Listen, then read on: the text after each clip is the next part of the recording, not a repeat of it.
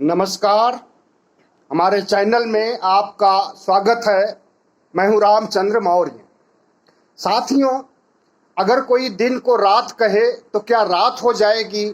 अगर कोई सुबह को शाम कहे तो क्या शाम हो जाएगी? और अगर कोई जमीन को आसमान कहे तो आसमान हो जाएगा? बिल्कुल नहीं। अगर कोई बाबा साहब डॉक्टर भीमराव अंबेडकर को ब्राह्मण कहे तो क्या वो ब्राह्मण हो जाएंगे? बिल्कुल नहीं। आज घमासान छिड़ा हुआ है सोशल मीडिया पर, समाज में, और भारतीय जनता पार्टी, आरएसएस और तमाम हिंदूवादी संगठन यह साबित करने पर लगे हैं कि बाबा साहब डॉक्टर भीमराव अंबेडकर ब्राह्मण थे। जिस ब्राह्मणवाद का उन्होंने ताजिंदगी विरोध किया, लिखित रूप में किताबें लिखा, मनुस्मृति को जलाया, महाभारत और गीता का खंडन किया और तमाम प्रतीकों को नष्ट करने की कोशिश किया और अस्पृश्यता की ब्राह्मणवादी व्यवस्था का विरोध किया, उन्हीं अंबेडकर को आज ब्राह्मण साबित करने की कोशिश की जा रही है। कोशिश नहीं, बल्कि एक नाकाम कोशिश जो कि कभी कामयाब नहीं हो सकती है। ऐसा क्यों किया जा रहा है ब्राह्मणवादी शक्तियों द्वारा? इसके पीछे भी षड्यंत्र है, और वो षड्यंत्र है कि आरएसएस, भारतीय जनता पार्टी और हिंदू संगठन इस देश को हिंदू राष्ट्र घोषित करना चाहते हैं और दलितों को पटाने के लिए, दलितों को अपने बस फेवर में करने के लिए, दलित समुदाय को अपने पक्ष में करने के लिए बाबा साहब भीमराव अंबेडकर को ब्राह्मण बनाया जा रहा है। और यह ब्राह्मण बनाने की प्रक्रिया आज से नहीं, काफ़ी टाइम से चल रही है, काफ़ी समय से चल रही है। और इधर सोशल मीडिया पर बहस इसलिए तेज हो गई है कि डॉक्टर सुब्रमण्यम स्वामी ने अपने ट्वीट में, अपने भाषणों में और कई तरह से उन्होंने यह स्वीकार किया है, लिखा है, प्रचारित किया है कि डॉक्टर भीमराव अंबेडकर ब्राह्मण थे। जाति के आधार पर नहीं, बल्कि कर्म के आधार पर थे। उनकी शिक्षा और उनका ज्ञान, उनके कर्तव्य और समाज में उनकी गहरी छाप, इससे साबित होता है कि वे एक ब्राह्मण थे। और दक्षिण भारतीय पोशाक भी पहनते थे, धोती कुर्ता के रूप में, जो दक्षिण भारत के ब्राह्मण पहनते थे पहले। इसलिए अंबेडकर ब्राह्मण थे। लेकिन उन्होंने यह नहीं बताया कि अंबेडकर ब्राह्मण नहीं थे, बल्कि ब्राह्मणों के षड्यंत्र, ब्राह्मणों के षड्यंत्र, ब्राह्मणों के कुकर्मों को जग जाहिर करने वाले थे अंबेडकर। और हमारी जहां तक राय है तो डॉक्टर भीमराव अंबेडकर तो हिंदू भी नहीं थे। ब्राह्मण होने की बात तो बहुत दूर। अगर उन्होंने हिंदू धर्म में जन्म लिया था तो कई बार उन्होंने कहा था कि मैं हिंदू धर्म में जन्म लेना हमारे बस की बात नहीं थी, लेकिन हिंदू धर्म से मुक्ति पाना, हिंदू धर्म को तिलांजलि देना और हिंदू धर्म को त्याग देना हमारे बस में है। और यह करके 14 अक्टूबर 1956 को उन्होंने 5 लाख से अधिक दलितों के साथ हिंदू धर्म का परित्याग कर दिया था।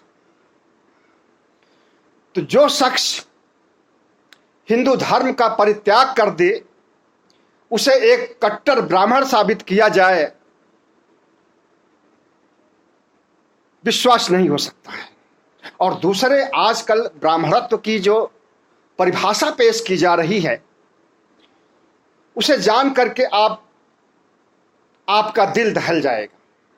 अभी बिल्किस बानो केस सामने आया, उसके दोषियों को, उसके साथ बलात्कार करने वालों को, उसके परिवारजनों को, 14 लोगों को का कत्लेआम करने वाले को, उसकी 3 साल की बेटी को पत्थर पर पटक करके मार डालने वाले अपराधियों को 15 अगस्त को रिहा कर दिया गया जेल से।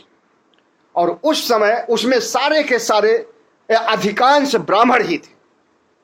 और वहां के जो विधायक हैं उन्होंने कहा कि ब्राह्मण बड़े संस्कारी होते हैं और ये संस्कारवान ब्राह्मण हैं और इन्हें रिहा होना चाहिए, और वो रिहा हो गए। तो सवाल उठता है कि क्या बलात्कारी जो होता है, जो हत्यारा होता है, जो नीच कर्म करता है, जो अभद्र कर्म करता है, वही ब्राह्मण होता है? ऐसे होते हैं ब्राह्मण। यही है ब्राह्मणों का चाल, चरित्र और चेहरा। और उसी तरह का ब्राह्मण डॉक्टर भीमराव अंबेडकर को भी बनाया जा रहा है। ब्राह्मणों की परिभाषा जो गढ़ी गई है विधायक के द्वारा, हमें लगता है कि वो सही के काफी करीब है। हत्या, बलात्कार जैसे जघन्य अपराध को अंजाम देने वाले अगर संस्कारी ब्राह्मण हो सकते हैं तो अपने ये संस्कार धर्म को वो आगे भी निभाएंगे।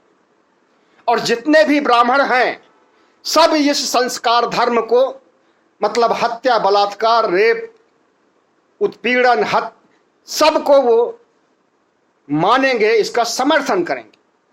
अगर हत्या और बलात्कार करना ही संस्कार है तो इस देश के सारे हत्यारे और बलात्कारी ब्राह्मण हैं। तो ब्राह्मण अपने से ही अपनी निंदा कर रहे हैं, आलोचना कर रहे हैं या अपना महिमा मंडन कर रहे हैं। ये खुद नहीं समझ पा रहे हैं कि ये क्या बोल रहे हैं। ये पगलाए हुए हैं, ये खिसियाए हुए हैं, या इनके मन में कोई ऐसा षड्यंत्र चल रहा है, ऐसा षड्यंत्र चल रहा है जिसके तहत ये बाबा साहब डॉक्टर भीमराव अंबेडकर तक को अपने पाले में लेने की कोशिश कर रहे हैं, नाकाम कोशिश कर रहे हैं। आज भी बाबा साहब डॉक्टर भीमराव अंबेडकर का खानदान जीवित है। राजरत्न अंबेडकर, प्रकाश अंबेडकर और भी कई लोग। कोई भी इस बात को कबूल कर नहीं करने को तैयार है कि बाबा साहब डॉक्टर भीमराव अंबेडकर ब्राह्मण थे या ब्राह्मणों से उनका कोई दूर दूर का रिश्ता था। हाँ, शादी उन्होंने जरूर किया था, लेकिन वो वर्ण व्यवस्था पर कुठाराघात करने के लिए किया था। वर्ण व्यवस्था को तहस नहस करने के लिए। वर्ण व्यवस्था में जो दिखाया गया है कि ब्राह्मण सबसे ऊंच होता है, पूजनीय होता है, और शूद्र सबसे नीचे होता है और नीच होता है, अंत्यज होता है, म्लेच्छ होता है, उसे कोई अधिकार नहीं।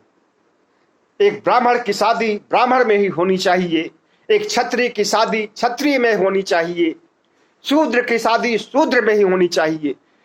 इस मिथक को डॉक्टर भीमराव अंबेडकर ने तोड़ा और शारदा कबीर नाम की ब्राह्मण लड़की से शादी किया था 1948 में। उनकी पत्नी रमा देवी का देहांत 1935 में ही हो चुका था, और उनके देहांत के लगभग 10 साल बाद उन्होंने दूसरी शादी की थी, और वो भी एक ब्राह्मण लड़की से की थी, और वो भी ब्राह्मण व्यवस्था पर, हिंदू धर्म पर, वर्ण व्यवस्था पर चोट करने के लिए, जातिवाद के मूल सिद्धांतों पर चोट करने के लिए उन्होंने ब्राह्मण लड़की से शादी की थी। हालांकि यह माना जाता है, बहुत से लोग मानते हैं कि शारदा कबीर, जिनका बाद में नाम बदल करके 1955 में सविता अंबेडकर रख दिया गया था,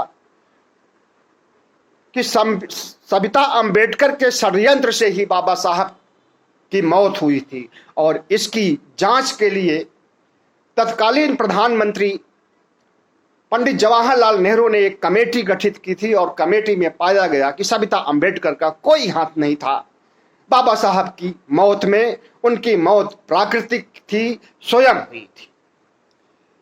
बहरहाल आज हम इस बहस में नहीं फंसेंगे कि मौत कैसे हुई थी। इसमें दोनों पक्ष के अपने अपने तर्क हैं और कुछ लोग ये भी कहते हैं कि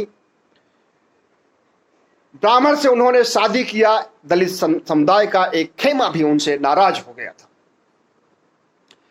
तो जो दलित समाज जिसके लिए उन्होंने संघर्ष किया, न सिर्फ दलित समाज या यूं कहें कि बहुजन समाज ही नहीं बल्कि पूरे भारतवर्ष के लिए उन्होंने संघर्ष किया था। संविधान किसी एक जाति विशेष या समुदाय के लिए नहीं है।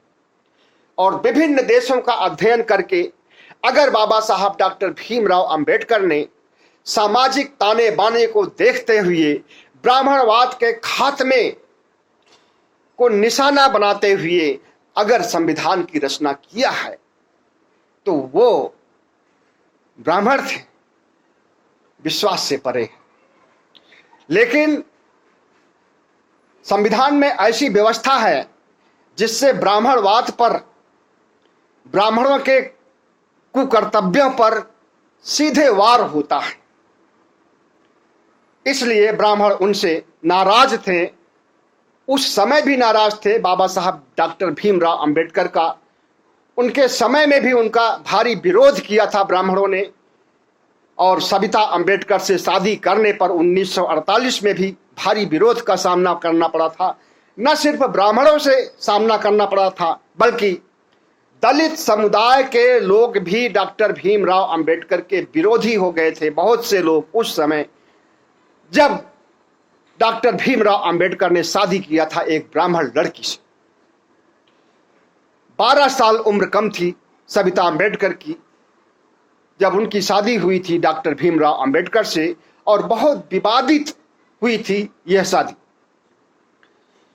तो साथियों, ब्राह्मणवादी शक्तियों का यह तर्क है कि जाति कर्म के आधार पर नहीं, धर्म के आधार पर या जाति के आधार पर नहीं, बल्कि कर्म के आधार पर डॉक्टर भीमराव अंबेडकर ब्राह्मण थे। कर्म तो उन्होंने ऐसा कभी किया ही नहीं जिसमें कि ब्राह्मण धर्म के पाखंड झलकते हों। कर्म तो उनके हमेशा ब्राह्मण धर्म के खिलाफ रहे हों। मनुस्मृति जलाना ब्राह्मण धर्म के खिलाफ था। 22 प्रतिज्ञाएं दिला करके हिंदू धर्म को तिलांजलि उन्होंने खुद दिया था और 5 लाख लोगों को तिलांजलि दिलवाया था। तो क्या ब्राह्मण कोई ऐसा कर सकता है? और इतना ही नहीं, बाबा साहब डॉक्टर भीमराव अंबेडकर ने ब्राह्मणवाद के खिलाफ, जातिवाद, वर्ण व्यवस्था के खिलाफ, छुआछूत के खिलाफ जितनी किताबें लिखी हैं, क्या कोई ब्राह्मण उसका समर्थन कर सकता है? नहीं कर सकता, करेगा भी नहीं। लेकिन भोले भाले दलित समाज को, बहुजन समाज को गुमराह करने के लिए भारतीय जनता पार्टी आरएसएस की एक कोशिश है, और इस कोशिश की चारों तरफ आलोचना हो रही है, हर क्षेत्र में आलोचना हो रही है, और अंबेडकरवादी आंदोलन से जुड़े लाखों लोग इनकी पोल खोल रहे हैं और इन्हें इनकी साजिश में नाकाम करने की कोशिश कर रहे हैं। वैसे नाकाम तो बहुत पहले ही हो चुके हैं।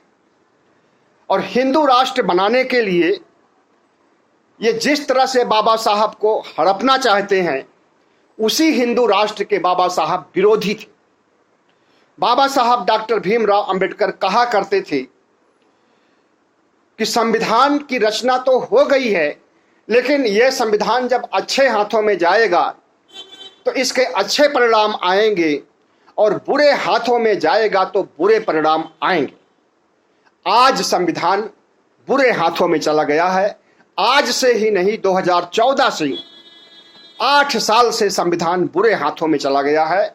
जो लोग संविधान को मानते नहीं थे, तिरंगा को मानते नहीं थे, लोकतंत्र को नहीं मानते थे, आज वही लोग उसे मान करके और राज चला रहे हैं और अपने हिसाब से इस देश को ब्राह्मणवाद की तरफ, हिंदुत्व की तरफ, हिंदू राष्ट्र की तरफ मोड़ रहे हैं। और हिंदू राष्ट्र की तरफ, हिंदुत्व की तरफ मोड़ने के लिए सबसे बड़ा मोहरा अगर कोई उन्हें मिला है तो वो है बाबा साहब डॉक्टर भीमराव अंबेडकर, जिन्होंने संविधान की धज्जियां उड़ाई, जिन्होंने संविधान को जलाया। जंतर मंतर पर इन्हीं ब्राह्मणवादी शक्तियों ने संविधान को जलाया है और उन्हें सजा नहीं हुई। तिरंगा झंडा को इन्होंने अपमानित किया, इन्हें सजा नहीं हुई। और इतना ही नहीं, पूरे देश को इन्होंने अपमानित किया, राष्ट्र को अपमानित किया, इन्हें सजा नहीं होती है। और मुस्लिम समाज कोई अपराध नहीं करता है तब भी उसके खिलाफ तमाम से कानून लागू कर दिए जाते हैं और वो जेलों में होता है, बुलडोजर चलता है। और अब तो ऐसा सिस्टम चल पड़ा है कि बारूद लगा करके ढहा देने की कवायद शुरू कर दी गई है। तो साथियों, हिंदू राष्ट्र बनाने के चक्कर में भारतीय जनता पार्टी के जितने प्रयास हुए हैं अब तक, वो सब के सब धराशायी हो चुके हैं। सबसे पहले तो इन्होंने CAA NRC कानून लाया कि बाहर के हिंदुओं को बुलाया जाएगा, बांग्लादेश, अफगानिस्तान, पाकिस्तान, नेपाल और दूसरे देशों से हिंदुओं को भारत में बुलाया जाएगा। भारत की आबादी 140 करोड़ के आसपास है और अगले साल ये आबादी चीन को भी पीछे छोड़ देने वाली है।